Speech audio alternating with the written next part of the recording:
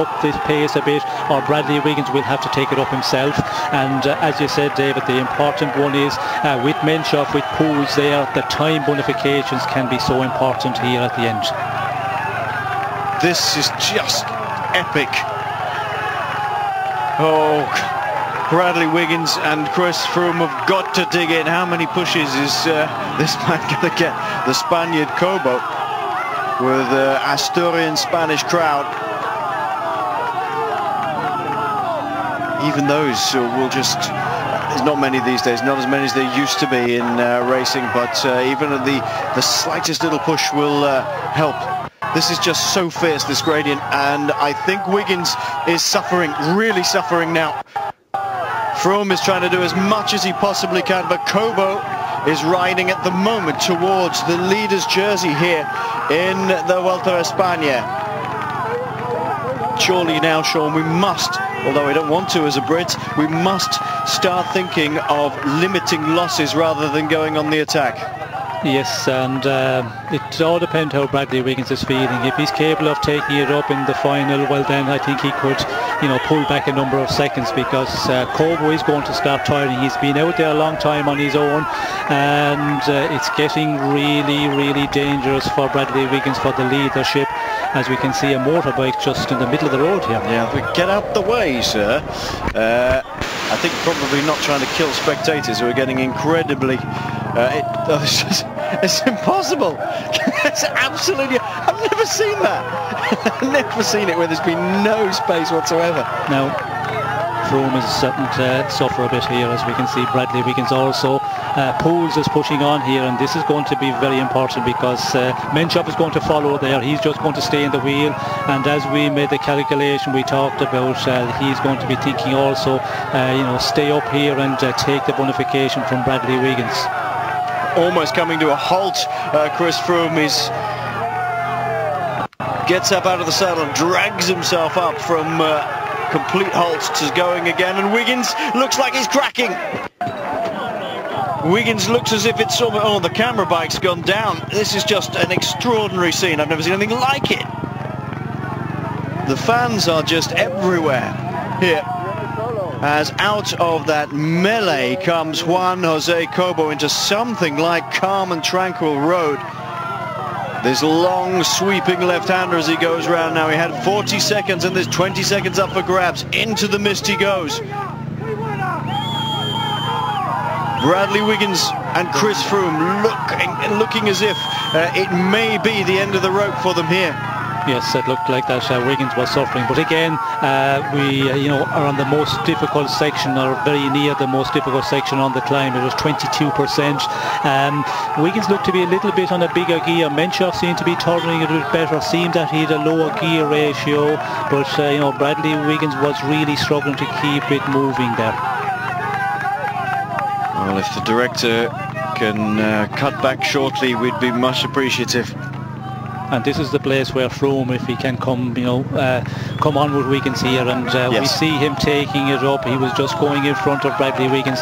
When it eases out a bit in the final, that's where, you know, if you have somebody to pull you along, you can pull back quite a number of seconds. But they have to not just get back into some sort of rhythm, but they have to really start to pull on if they possibly can. 2 kilometers to go for Juan Jose Cobo, who is riding magnificently in this last couple of days here. Has always been a punchy climber. Remember, he inherited a win from his teammate Leonardo Piepoli back in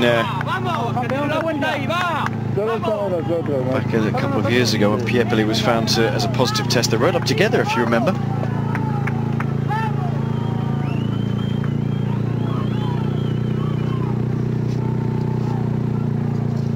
Geox, who failed to, well, they were in the Giro d'Italia, were very quiet, although Menchoff gradually worked his way up the general classification towards the end of the Giro. Didn't get an invite to the Tour de France, and were most disappointed with that. At the Vuelta a España, they seem to have been emerging in the last 2 or 3 days, and Menchoff has been very consistent as well. Sastre showing early on the slopes here of the Angler. I wish the director would please go back to the thing that's important. We know Cobo's got a gap. We need to see what the gap is and what's happening to the rest of them. Well, I think we've lost a camera there. I think that's probably, actually, I hadn't thought of that. Good spot. That is, oh, that's very difficult. That could well be the case, Sean. Sorry, I hadn't remembered, of course, the camera bike went down, so they may well have lost that Moto 2. And they may not even have the pictures from there, so we have absolutely no idea whether Wiggins and Froome have managed to up their pace at all, or whether Walter Poels is doing the pulling, or whether indeed Menchov is going to put the hammer down here and ensure that 12 seconds is taken away from any of the rivals of Juan Jose Cobo. Is this not a Spanish setup, as we have Robert Miller in the situation as well? Maybe the motorbike rider just left himself fall down the road, so no pictures going back to the team cars and to the Sky director to know exactly where he is. Yeah, controversial, but interesting.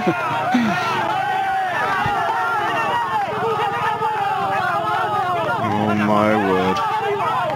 43 seconds is the gap. Well, they've not lost any more time though, Sean. Well, maybe 3 seconds, but that's about it. So they clearly picked themselves up, dusted themselves off, getting it back together again. Remember, of course, that it evens out towards the top. The gradient drops down. Whether they'll be able to make anything on that at all, I have no idea. But 43 seconds at the moment. It looks like Cobo is going to be it at the moment. It's touch and go, but could be in the red jersey tonight. He's got 43 seconds plus 20 seconds bonus, would take him up to 1 minute and 3 seconds. He was 55 seconds down on GC. It's a magnificent ride by this man, regardless. Yes, a fabulous ride, and he looks like that, you know, he's not suffering that much. He's not, you know, moving a lot on the bike, not in and out of the saddle, just sitting there, powering away, but still, you know, doing very well, because the time the clock is telling us that, you know, he's still holding on to a big advantage. And the interesting one now is if we could see some shots to see where Bradley Wiggins is, Christopher Froome, where they are, and of course Poels and Menchov, because that is going to be very important as well. Did they go ahead of Wiggins and the bonifications? If that is, you know, taken, well, that will be you know, looking very, very important, who gets the second and third place. Juan Jose Cobo is riding towards the win here in the Angler. He joins some really big names up here. He goes into legend for winning this stage, and he will win this stage now, because he rode away when it started to get really steep after 6 kilometers, and has continued now as he goes under the 1 kilometer banner. Juan Jose Cobo, winner of the Tour of the Basque Country, came out of nowhere riding for Sonia Deval in 2007. Grand Tour stage winner after Leonardo Piepoli was disqualified from a stage where he rode up with him, and a magnificent yesterday as well.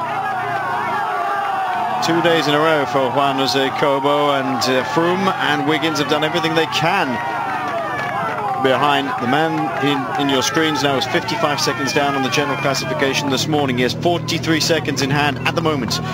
Time check from Wiggins and Froome, and 20 seconds will be added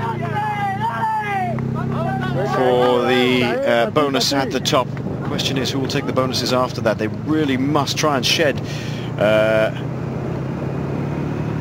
Dennis Menchov behind, this man's teammate. Walter Poels, well, Walter Poels, what is he going to do?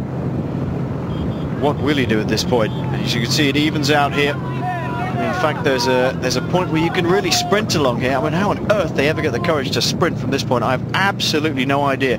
But sprint they do. It was just about this point here that Jose Maria Jimenez caught Pavel Tonkov in the inaugural use of this hill. 110 now is the gap. Oh, this is not looking good for Wiggins or Froome, and Cobo has done a magnificent ride.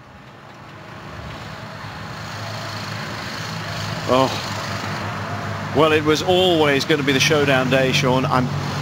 We said at the bottom after yesterday's ride, Cobo looked to be the danger one. Certainly for me, looked to be the danger man. but I have to say I didn't expect him to be pulling out 1 minute and 10, maybe 1 minute and 20 here. Cobo takes the win. This is important now. He gets 20 seconds, remember, on top of whatever time it takes for Bradley Wiggins to come in. The clock is ticking away. How come every second on a clock always seems 3 times as long when you're waiting for the man you're supporting to come over the line? 1 minute and 14 was the last time we saw this. Oh no, Wiggins has gone! Wiggins has gone completely, and it's Froome who's had to race here. Wiggins has blown, and Menchov is going to mop up the final 8 seconds bonus. Froome misses out on that one as well. As if he can come past Menchov, that would be magnificent, but it's gone. Wiggins has gone. The dream is going. Poels takes second, Menchov third. 48 seconds back to Christopher Froome, and Wiggins is just, well, I think he's destroyed. I think he's absolutely destroyed. The body language to me says, Sean, I can't do this. I'm giving it everything, and it's just not enough now. No, he's just on the limit, and he has been on the limit for a long time. We see him there with 3 kilometers to go. He's just, you know, giving it everything here, and we can see just going to fight it to the line and limiter 120. 120. Now. So 1 minute and 40 seconds is what he loses to Juan Jose Cobo today, as Maxime Montfort fighting. He's fought his way up here with Volker Mollema. They come in at 1:34 for Mollema. This is Fabio Duarte.